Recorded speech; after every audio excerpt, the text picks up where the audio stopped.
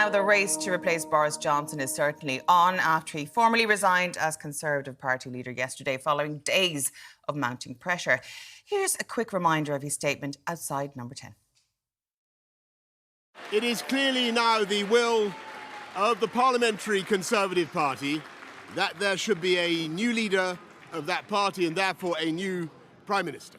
And I've agreed with Sir Graham Brady, the chairman of our backbench MPs, that the process of choosing that new leader should begin now. I know that there will be many people who are relieved and perhaps quite a few who will also be disappointed. And I want you to know how sad I am to be giving up the best job in the world. But them's the breaks. Joining us to look back on the last 24 hours is London-based journalist Vincent McAviney. Vincent, thank you so much for joining us this morning. Well, as Boris said, them's the breaks, and he didn't look too contrite in his resignation speech there, did he?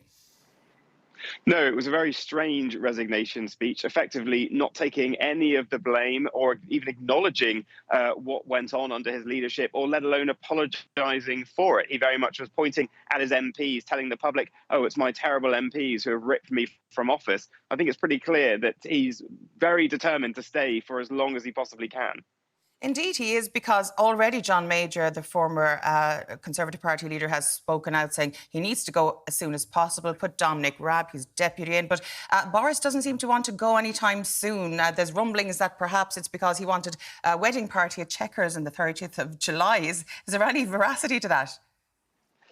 Well, at the moment, there's only one source saying that to the Mirror newspaper, that Boris Johnson, of course, who had a small wedding in lockdown, is looking to have some kind of big bumper party at Chequers. Now, if he had stayed in office, I think that would have looked pretty uncomfortable, given the fact that there is a huge cost of living crisis here now. We will see whether or not he does go ahead with that event, or if he has any sense, maybe moves it somewhere else. It's pretty bad optics. But he said he wants to stay in power until October. There's a lot of Tory MPs, not just Sir John Major, but sitting MPs, who say that is simply not acceptable, that the new Prime Minister needs to be in place by the end of summer, so the first week of September. That gives them a chance to then reset themselves and sort of get ready for party conference at the end of September to relaunch the party. But I think you're going to have to pull Boris Johnson from that office kicking and screaming, especially as well his wife, Kerry Johnson, who's pretty fond of being the First Lady of this country, effectively. Yeah, indeed. And if we look what's been happening over the last number of weeks and months, it was almost like playing whack-a-mole with Boris Johnson. The minute you think he's going to go, he'd pop up again and another scandal would whack him down and up again. It was getting absolutely ridiculous. But it took these allegations of assault on one of his MPs, the Deputy Chief Whip, to actually cause his downfall. What was it about that finally his backbencher said we've had enough? And indeed, his frontbench. Look, Boris Johnson, in 30 years of public and private life, I think it is fair to say, has been a bit of a stranger to the truth. He's lost jobs as a journalist. He lost his first cabinet jobs simply for lying. He has had a record where he hasn't been held account for the things that he has done and said wrong. He simply skips through life. And that can only hold for so long. It is very Trumpian in a way. Boris Johnson kept thinking every scandal he could just power through, blame everyone else, and run a communication strategy where first he denies it ever happening, then he denies his own knowledge, then it becomes overwhelmingly clear that it has happened. He fully knew about it. He was perhaps even at the centre of it, and he just sort of mumbles off an apology, but uses some kind of distraction, like constantly at the moment. It has been phoning up Volodymyr Zelensky, the president of Ukraine, every time he's run into trouble. And I think it got to the point where his own MPs had enough. Many of them saw their integrity, their own reputations being trashed. And this is something around Boris Johnson. He forms a nexus. He sort of toxifies people with the fact that he just simply cannot tell the truth. When you are looking at the MPs and their reaction to this and the fact that they've just had enough, at what point was it the groundswell from their actual constituents? I mean, Boris always had this this persona as the lovable rogue. Oh, sure, we like him, he's fun, he's this and that. But was the people on the ground, had they just had enough as well? the people on the ground had. And if you speak to MPs, they talk about the fact that their postbags have been full. The Conservative Party likes to say in this country it's the natural party of government. Well, that's debatable. But the thing that they are known for is the rule of law and being a party that does have, in terms of its integrity, a pretty good record of being at least honest with voters as much as you can be in politics. But it got to the point where it was just too much. It was a constant drama. And I think really for MPs, this is a group of people, you've got to remember, there is no shortage of ambition in Westminster. You've got MPs watching 2 by-elections in the last month, one in the north. It was a Labour seat that they took the last general election where they got a trouncing, and one down south that was probably more alarming to some, which was a Lib Dem gain, where they managed to overturn a century of voting Conservative. So I think many of those MPs simply just worried about their own future. We have to have an election at least by the end of 2024, more likely at some point in 2023 in this country. And so they are wanting to give themselves the best shot at staying in those jobs. And what leader do they feel now will give them the best shot? Johnson's out of the picture now. We have to looking ahead. And I know Liz Truss has been kind of positioning herself over the last number of months, particularly with the Brexit hardliners there to try and get those on side with her. Who else is looking like a likely candidate?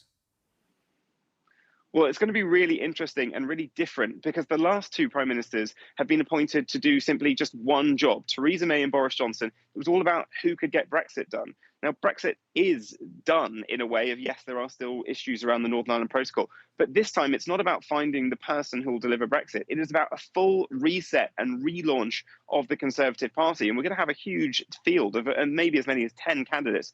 And you've got to put them into 2 camps. So those who have been serving under Boris Johnson, I think the front runner to me in the current cabinet is Nadeem Zahawi. Now, he has a great backstory. He was an Iraqi refugee, self-made millionaire. He was in charge of delivering the vaccine. He's got that to point to as an achievement. He's been the education secretary recently in the last year. He's managed to keep the schools open. I think he is someone that is going to be a real front runner. Then you might get the likes of Sajid Javid, the health secretary who resigned. He might make a go for it again. You say Liz Truss as well. She might go for it. We definitely know Suella Braverman, the Attorney General. She declared on live television the night before last, even though she wouldn't quit the government. I think she really is not, is maybe going to be the comedy aspect of this race, to be honest. And then you have the other camp, which is, I'd say, the clean camp. These are people, and we've seen it this morning, Tom Tugendhat, who is a very senior backbencher, head of the Foreign Affairs Select Committee, military background.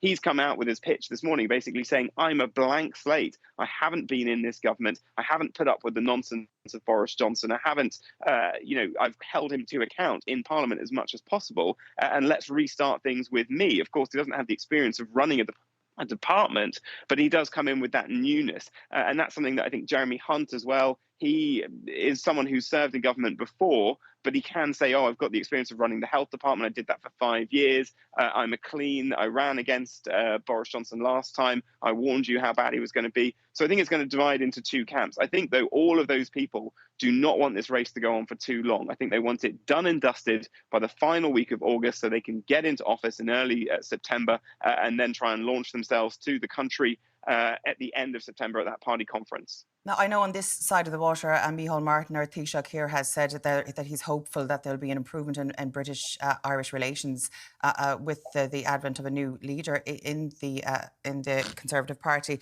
What is the mood like in that vein? What do we think will happen there? Is there any concern really over the Northern Ireland protocol, or is that very much down the list of priorities? Yeah, I mean, I think people here do just feel a bit of a sense of embarrassment and concern for people in Northern Ireland, because not only do they not have a functioning assembly, they, don't now, I think, still don't have a Northern Ireland secretary reappointed. I think that was done potentially late last night, but it's been a long 48 hours, so it's hard to keep track at the moment of who they have managed to replace. But yeah, it is obviously a pretty difficult situation with that. I think, that is something that has been causing the Prime Minister trouble. It has flared up sort of once or twice a week, the fact that the protocol is coming up. He's trying to change that.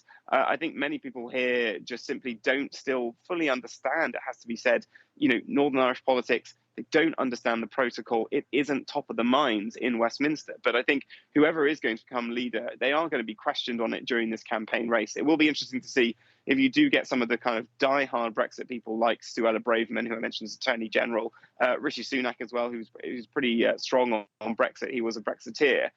Just simply being pretty belligerent about it all, saying, yep, we have the right to change this, let's just go ahead, versus candidates. I think it'll be interesting to see the divide between Jeremy Hunt, for instance, who was also Foreign Secretary previously, and Tom Tugendhat, the sort of clean camp I was talking about, who is someone really into foreign relations. They know that doing damage to the relationship with Ireland causes wider problems with the EU, with America as well. And they will want to try and reset things as much as possible. They will want to try to sort of calm the DUP